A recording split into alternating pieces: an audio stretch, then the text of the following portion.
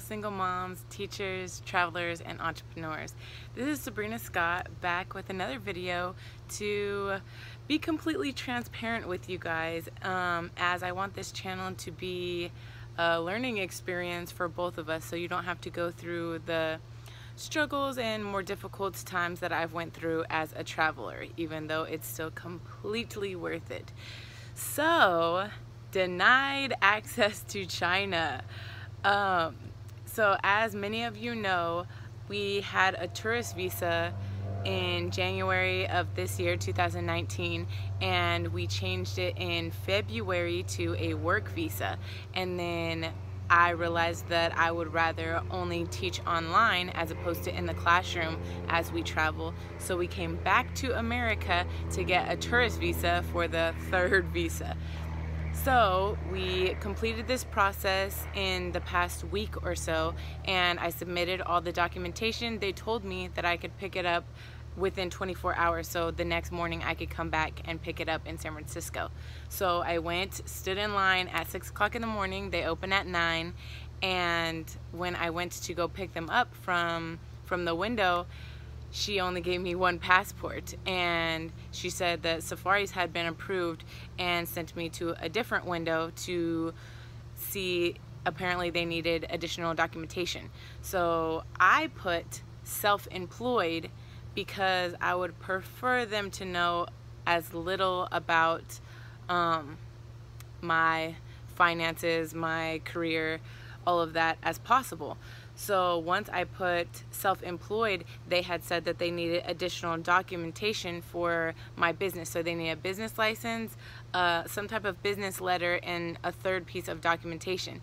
And I didn't have any of those because what I was thinking as self-employed was YouTube, which of course I just started, so I'm not making any revenue off that as of yet. So I tried to explain that to her, and she went and talked to the consulate general and said that I had been denied and that they would not give me a tourist visa. So I was of course distraught, but I'm the type of person that jumps back very fast. So my mom and Safari were with me at the embassy. So I discussed it with them, and they told me that I needed to pay for Safari's visa because it had already been put in her passport. So if I didn't pay for it then, since they had already approved it and put it in her passport, then it would be a lot more difficult for her to get a Chinese visa later on when we did decide, if we did decide to reapply for mine again and go back to China. So with that being said, we came home and I did a lot of research to decide where I really want to go next. Because since China is currently out of the question, they said that we could reapply within 3 or 4 months if I decide to do that. And so I thought about many different countries. Haiti was one of them. The Dominican Republic, that's a place that I've always wanted to go for a long time. What else did I think of? I think Korea for a little bit. And I actually settled on Mexico. Cuernavaca, Mexico is where we are going next. I just bought the tickets about 20 minutes ago. We are taking the Greyhound and I'm so excited. I have actually been in contact with a school in Cuernavaca for over 3 years now, emailing back and forth about the different programs they have for me and Safari. So unfortunately at this time we do not have enough finances to go to that school because it would cost about $3,000 US a month for both of us to attend school and stay in a homestay. So as opposed to doing that, we are going to move to Cuernavaca and stay in an Airbnb. And then I found an amazing website for tutors, which they give rankings on the tutors, reviews, all of that, for anywhere between $8 and $14 a month, or an hour for the tutors. So I am so excited about that. And then I looked into schooling for Safari, of course.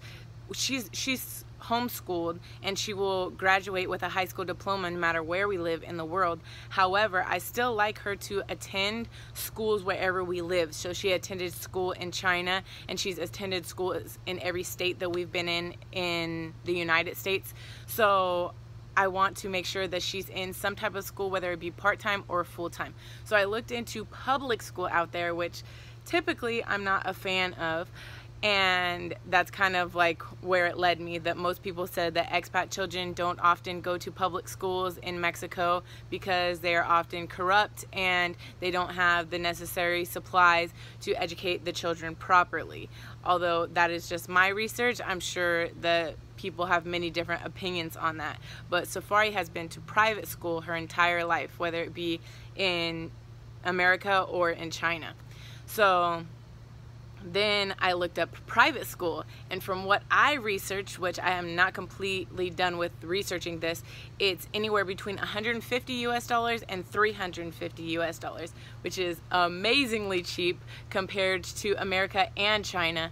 So I think that's the route that I will take for her, so that she can be immersed in the Spanish and English, because typically they teach both in the private schools, and then I can continue my Spanish education through a tutor, which would be much cheaper than going to a school. So this is the research I've done thus far. In regards to an Airbnb per month, it will be about $350, maybe a little bit more depending on what type of apartment we decide to get from Airbnb, but I'm going that route because all of the utilities are included, including Wi-Fi most of the time, and of course we would get one with Wi-Fi. And so in regards to food, from what I have researched and many YouTube videos I have watched, typically food for 2 adults is anywhere between $30 and $40 US, which is amazingly cheap. And I'm sure ours will be a little bit more expensive because Safari is very picky. But even with her being picky, she eats a lot of Mexican food because we're from California. So tortillas, I don't know, like some taco meat. She doesn't like to eat them together. She's weird, but yeah, so she eats a lot of Mexican style foods, which cost a lot in China because they have to be imported, the tortillas, all of that. But in Mexico, obviously they will be much cheaper, which will be positive for us. And then during our stay in Mexico, which of course I don't know how long this will be, I'm thinking maybe 6 months, but who knows, like what I thought about China didn't really happen, so who knows how long we will stay there, and we will just enjoy every minute of it. In regards to my apartment in China, that is a bit of a problem. I paid for an entire year of our apartment in China. Amazing apartment, 2-bedroom, huge, bonus room. The couches in the living room are 2 like pull-out beds or whatever, so it's an amazing apartment. And we have a friend staying there right now. She moved in with us the week before we left, and now she is the only one living there, and I don't know if we will be back before the lease is up.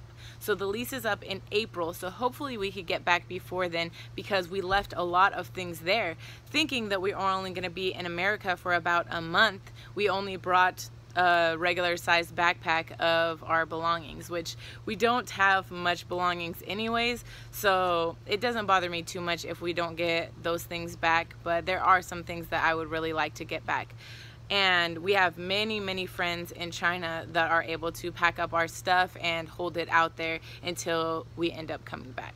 So that's a good thing about our belongings.